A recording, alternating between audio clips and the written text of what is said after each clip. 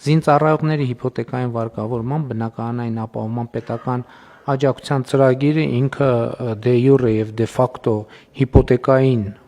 վարկ վերցնել եւ փակելու ծրագիր է, բայց վարկն էլ վերցնում եւ փակում է կառավարությունը։ Խոսքա գնում 2850 այն շահառուների մասին, ովքեր 90-ականներից դեռ ընդգրկվել են բնակարանների հերթացուցակի մեջ, արձանագրվել է պետության պարտավորությունը այդ մարդկանց նկատմամբ։ Մենք կատարում ենք պետության ստանձնած պարտավորությունը։ Խոսքը գնում է այն մեր զինծառայողների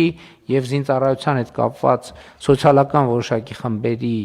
ներկայացուցիչների մասին, ովքեր պաշտպանության նախարարության բնակարանի հերթացուցակում ընդգրկված են։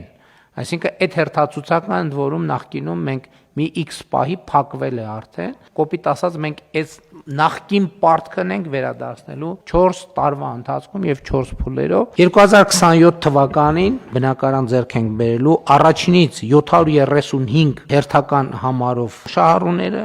երկրորդ տարում 735-ից պլյուս 812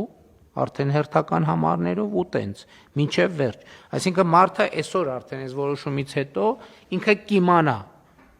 երբ է իր հերթը գալու, որովհետև ինքը արդեն գիտի իր հերթական համարը ցուցակի մեջ եւ ըստ համարի տենց համարը